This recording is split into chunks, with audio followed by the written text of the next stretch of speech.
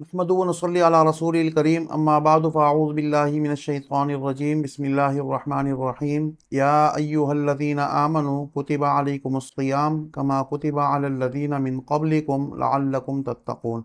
सदक़ल्लाहुल अज़ीम। अल्लाह रब्बुल इज़्ज़त का बहुत बड़ा एहसान है, मेहरबानी है, उसका करम है और उसकी इनायत है कि उसने एक बार फिर हमारी ज़िंदगी में हमें रमज़ानुल मुबारक का महीना नसीब फरमाया। इस महीने में अल्लाह रब्बुल इज़्ज़त ने जो एक इबादत है जो मुसलमानों के लिए फ़र्ज़ करार दी है, जिसको क़ियाम कहा गया है, जिसको हम रोज़ा कहते हैं, अल्लाह रब्बुल इज़्ज़त ने इस इबादत को मुसलमानों के लिए फ़र्ज़ करार दिया है। और फ़र्ज़ करार देने के साथ उसकी जो हिकमत है और उसकी जो वजह है और उसके जो फ़ायदे हैं साथ में वो भी ज़िक्र किए गए। या अय्युहल्लज़ीना आमनू कुतिबा अलैकुमुस सियाम, ए ईमान वालो तुम पर रोज़े फ़र्ज़ कर दिए गए, लिख दिए गए, गोया फ़र्ज़ कर दिए गए। कमा कुतिबा अलल लज़ीना मिन क़ब्लिकुम, जिस तरह तुमसे पहली उम्मतों पर भी ये रोज़े फ़र्ज़ किए गए। ये बात इस आयत से साबित हो रही है कि रोज़ा सिर्फ इस उम्मत मुहम्मदिया पर अल्लाह ताला ने फ़र्ज़ नहीं किया, बल्कि पिछली उम्मतें जो थी और पिछले अक़वाम जो थे उन पर भी रोज़े फ़र्ज़ थे। लेकिन ज़रूरी ये नहीं कि उनकी तादाद भी इतनी हो और उनके औक़ात भी यही हो। तादाद में और औक़ात में, कैफ़ियत में फ़र्क ज़रूर हो सकता है, लेकिन नफ्स रोज़ा वो उन पर भी अल्लाह ताला ने फ़र्ज़ किए थे। फरमाया कि लअल्लकुम तत्तक़ून, इस रोज़े को फ़र्ज़ करने का मकसद क्या है, तुम्हें ये तकलीफ़ देना हम क्यों चाहते हैं? तो फरमाया लअल्लकुम तत्तक़ून, इससे ये होगा कि तुम्हारे अंदर, तुम्हारे रूह के अंदर, तुम्हारे दिल के अंदर तक़वे की कैफ़ियत पैदा हो जाएगी। तो बुनियादी किरदार रोज़े का मकसद और बुनियादी किरदार रोज़े का तक़वे की पैदाइश का है कि इंसान में तक़वा पैदा हो जाए। तक़वे के लिए बेहतरीन इबादत अल्लाह रब्बुल इज़्ज़त ने रोज़े को करार दिया है। उसकी वजह यह है कि इंसान जब मुत्तकी बनता है, परहेज़गार बनता है, तो वो गुनाहों से परहेज़ करता है, वो अच्छे कामों की तरफ चल पड़ता है। लेकिन जब इंसान के दिल से तक़वा ख़त्म हो जाता है तो फिर इन चीज़ों में सुस्ती आना शुरू हो जाती है। ये इंसान का जो नफ्स है, इस नफ्स को जब तक़वियत मिलती है तो इंसान तक़वे की कैफ़ियत से दूर होता है, और जब ये नफ्स की कैफ़ियत मग़लूब होती है तो इंसान के अंदर तक़वे की कैफ़ियत पैदा होना शुरू हो जाती है। इसी वजह से अल्लाह रब्बुल इज़्ज़त ने भूख और प्यास ये सुबह सादिक से लेकर गुरूब आफ्ताब तक इसलिए फ़र्ज़ करार दिया ताकि इस नफ्सानी ख्वाहिशात ये मग़लूब हो जाए और जो इंसान के अंदर मलकूती सिफ़त है और फ़रिश्तों की जो सिफ़त है वो कवी हो जाए, ताकि तक़वे के करीब हो जाए। तो अल्लाह रब्बुल इज़्ज़त ने तक़वे को पैदा करने के लिए हम पर रोज़े फ़र्ज़ करार दिए हैं। हम देखते हैं कि बाग में जब एक माली होता है तो माली बागबान जो होता है वो क्या करता है कि वो उन पौधों की रखवाली करता है, उनके पानी का और उनकी खाद का, उन तमाम चीज़ों का ख्याल वो रख रहा होता है। लेकिन साथ में वो एक काम और भी करता है, अगर वो काम वो न करे तो वो पौधे और वो खेत और वो फूल वो कभी भी परवान न चढ़े। उसमें वो ये करता है कि जहाँ वो इन पौधों को पानी देता है, इन पौधों की रखवाली करता है, तो साथ में उसको ये चीज़ भी वो देखता है कि कहीं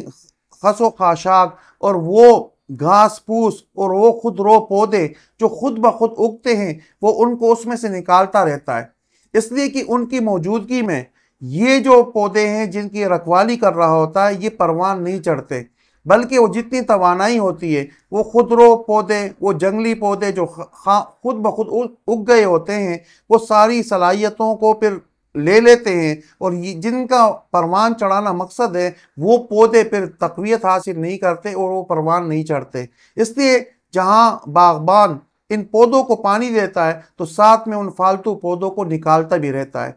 इसी तरह हम देखते हैं कि एक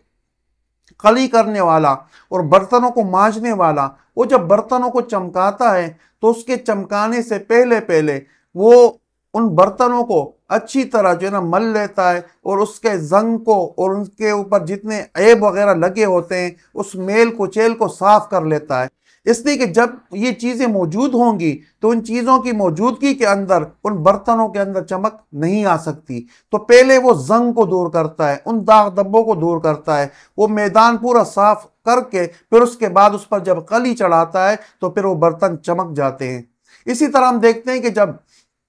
ایک رنگ ساز کپڑے کو رنگ کرتا ہے اور قیمتی کپڑے کو قیمتی رنگ دینا چاہتا ہے تو وہ کرتا یہ کہ اس کپڑے کے اوپر جتنے دھبے ہوتے ہیں اور جتنی وہ چیزیں ہوتی ہیں جو رنگ کو منع کرنے والی ہوتی ہے، ان چیزوں کو، ان داغ دھبوں کو پہلے وہ ختم کرتا ہے، کیمیکل وغیرہ لگا کر، دوسری چیزیں لگا کر، کہ اگر ان چیزوں کی موجودگی میں اس کپڑے کو رنگ دے دیا جائے تو اس کپڑے کا رنگ اس طرح نہیں آئے گا، بلکہ یہ رنگ اس کا متاثر ہوگا۔ اس لیے تو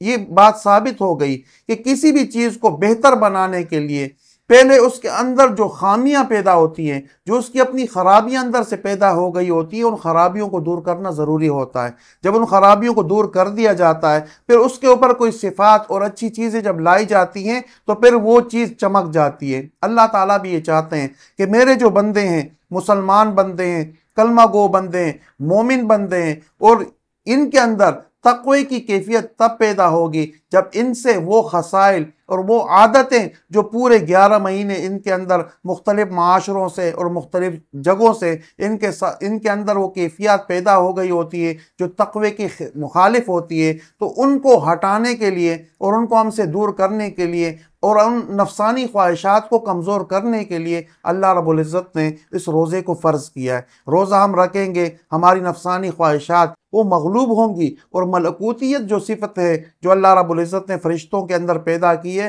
ہماری وہ صفت غالب ہوگی۔ تو اللہ رب العزت نے روزہ فرض کیا ہے، اور روزے کے ساتھ یہ بھی فرما دیا کہ یہ کوئی بہت زیادہ دن اور بہت بڑا زمانہ نہیں ہے۔ فرمایا ایام معدودات، یہ تو گنتی کے چند دن ہیں، ان کو اگر آپ اپنے انگلیوں پر گننا چاہے اور انگلیوں کے پوروں پہ گننا چاہے تو یا 29 دن ہوں گے اور یا زیادہ سے زیادہ 30 دن ہوں گے، لیکن اس کے فائدے کتنے ہیں روحانی طور پر، جسمانی طور پر، اور انسان کو اپنے معاشرے کے اندر اور رزق و روزگار کے اندر اور گھروں کے اندر اور کاروبار کے اندر اس کے کتنے فائدے اللہ رب العزت نے پیدا کیے، بے شمار فائدے۔ رمضان المبارک کا مہینہ آ چکا ہے، ہمیں چاہیے کہ رمضان المبارک کے جو فرض روزے ہیں اس کی ہم خاص خیال رکھتے ہوئے اس کا ہم احترام کے ساتھ ساتھ اس فرضیت کو ادا کریں، اور ساتھ میں باقی جو عبادات ہے، قرآن کریم کی تلاوت ہے، تراویح ہے، مسنون دعائیں وغیرہ، ان سب چیزوں کا ہم اہتمام کریں۔ اللہ رب العزت مجھے بھی اور آپ سب کو عمل کرنے کی توفیق عطا فرمائے۔